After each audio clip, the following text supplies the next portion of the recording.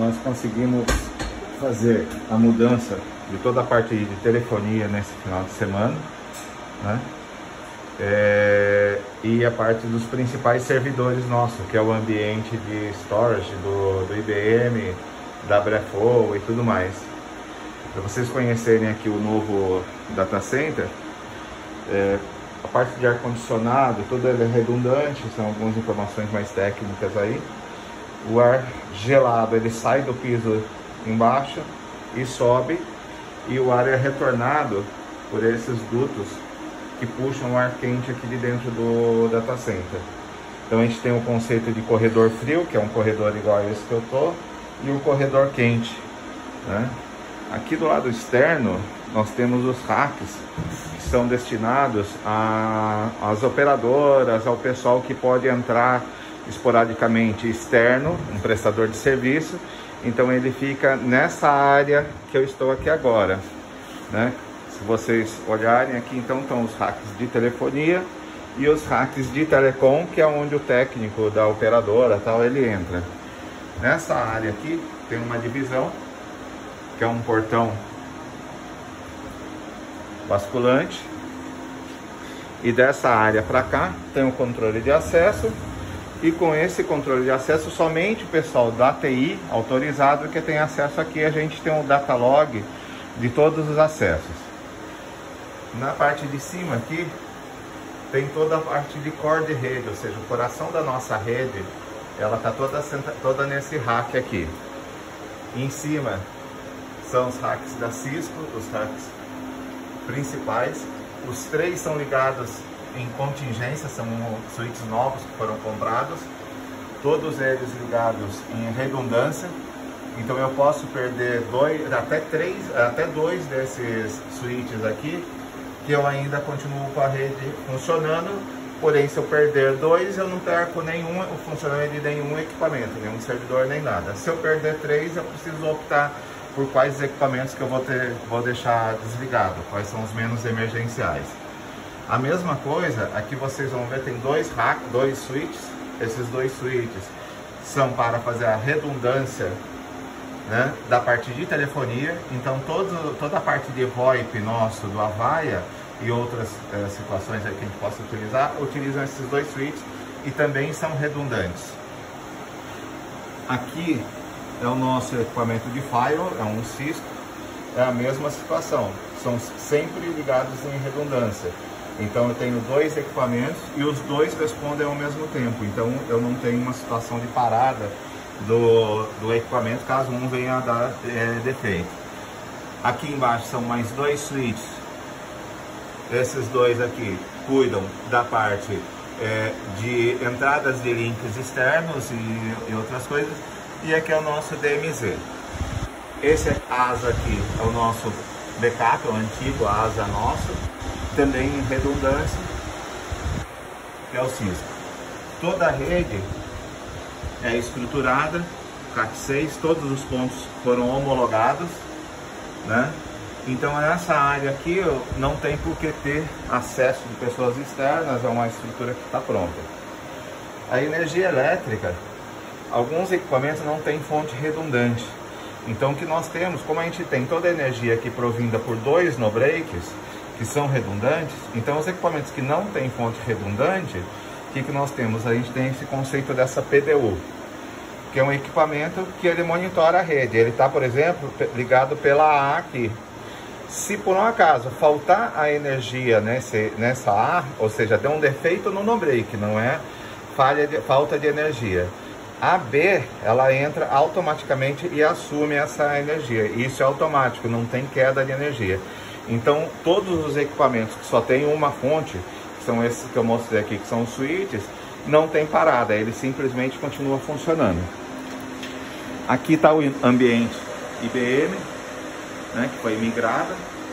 Então, a gente tem aqui o nosso storage, os servidores IBM e tal. Isso aqui são os principais serviços da Pluris que estão aqui. O que não foi migrado para a nuvem, para a Oracle, estão aqui. Aqui é a redundância do servidor de telefonia, e aqui embaixo são os dois servidores de gravação da Verint.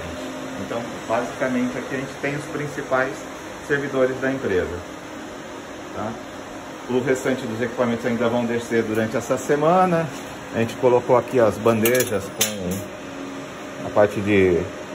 O monitor, ele passa a ser uma bandeja, algumas coisinhas que a gente se preocupou em colocar, que eram problemas que a gente tinha aí no data center antigo. Aqui é um outro rack que ainda vai descer os equipamentos. A gente tem todo o sistema de CFTV aqui,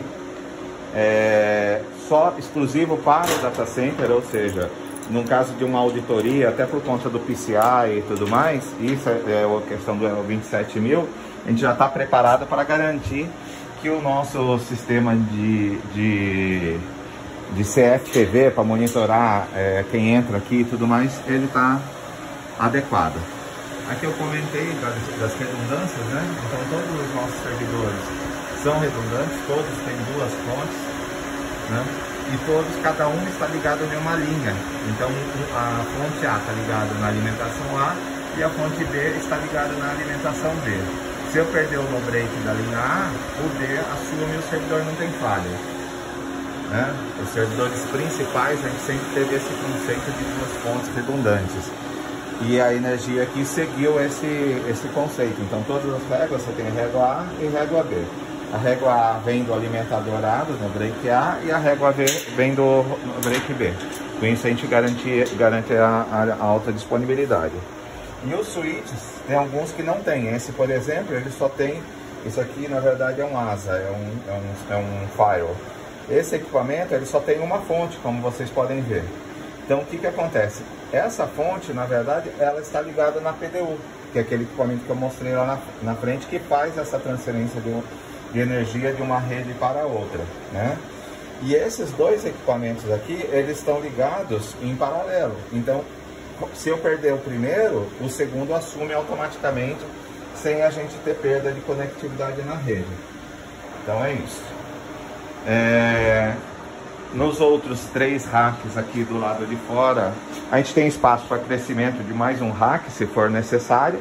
Então, se a gente vê que precisa colocar um terceiro rack aqui, a gente tem um espaço ainda para colocá-lo. Aqui do lado externo, saindo do portão da área protegida, aqui fechou a área protegida, a gente tem o rack que tem toda a infraestrutura do Avaya. Então aqui ainda tem algumas pendênciazinhas que o pessoal está fazendo da URA, que deu um problema aí no cabeamento, mas como vocês podem ver, olha só, todos os gabinetes G650 e G450 do Avaya já desceram no final de semana. Aqui os outros equipamentos, isso aqui é a nossa URA, né? E aqui são os gabinetes do G450, que são os outros equipamentos lá que compõem a nossa estrutura de telefonia, né? Todos os racks podem ficar trancados, tal. Nesse caso está aberto exatamente porque a gente está resolvendo essa questão aí da telefonia. Aqui, nesses 2 primeiros racks, a gente tem um rack que está vindo. Mesmo esquema, os links de voz. Então aqui, por exemplo, eu tenho o link da Level 3, aqui o da Algar. Os dois são contingências um do outro, e agora está chegando o link da TIM, que ele vai ser um terceiro link para a gente garantir aí a alta disponibilidade e nível de serviço da nossa infraestrutura.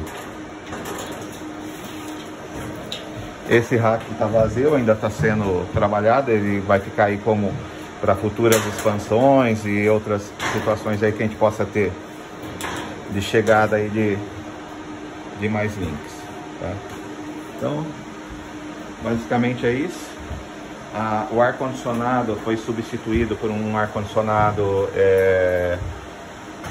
com uma capacidade bem melhor, inclusive em relação à economia de energia. A gente substituiu os antigos aparelhos por um aparelho da Daikin, um inverter.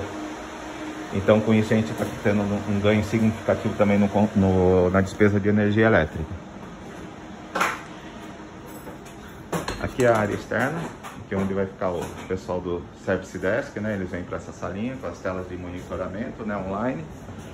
Aqui no fundo, ainda estamos organizando, mas é onde ficam os no-breaks. São os dois no-breaks que nós temos. Na verdade são 3, a gente garante a disponibilidade do serviço através de 3 no-breaks. Aqui, esse quadro é onde faz a transferência da linha do no-break A. Então a linha principal é aqui. Esse outro quadro é da linha B, né, que são os quadros de distribuição, né? E aqui é a parte de automação do ar-condicionado. O ar-condicionado, ele tem aqui, os aparelhos são em redundância, então a gente regula aqui qual é a temperatura máxima que o CPD pode estar. Na verdade ele até está menos do que isso aqui, então isso aqui é o máximo que a temperatura pode chegar. Se chegar no 23, o que que acontece?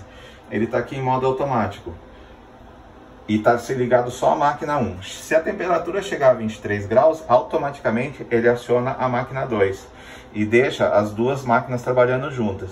Então, se essa máquina aqui der defeito, ou mesmo o consumo de geração de calor estiver muito alto, ela não estiver suportando, automaticamente é transferido para a máquina 2. E aí a máquina 2, ela assume o CPD e ela tem capacidade plena para manter o CPD gelado. E aí ainda tem uma terceira máquina que nós vamos, assim que desativar o CPD lá de cima, nós vamos instalar, que é um processo manual, daí ele não entra no automático. Isso aqui é contingência, né? Eu preciso fazer uma manutenção das duas máquinas, eu preciso fazer alguma ação diferenciada aí, e não chegou na temperatura, eu posso aqui vir manualmente e startar essa máquina. Toda vez que o automático é acionado, ele toca a sirene. E aí o pessoal tem que entender o motivo pelo qual está dando esse problema, por que está acontecendo. Esse aqui é o cabo de alimentador do ar-condicionado. Isso aqui é o seguinte, vamos supor que eu preciso fazer uma manutenção na entrada de energia da ala A. O que acontece? Eu venho aqui e faço a mudança da alimentação do ar-condicionado para a ala B. Então o que acontece? Eu não fico sem energia, eu posso mudar a fonte de alimentação do A para o B sem parar o ar-condicionado. É um processo automático também, então a gente consegue fazer a manutenção em cabine, em quadro de entrada e tudo mais, sem precisar fazer paradas aqui no data center, né? E é isso, essa sala fica fechada também, dentro da área do suporte. Aqui na área do suporte, ela não está 100% ainda. Temos a central de alarme lá, é um alarme exclusivo de incêndio para essa área, né? E a mesma coisa o controle de acesso externo por biometria também. É isso.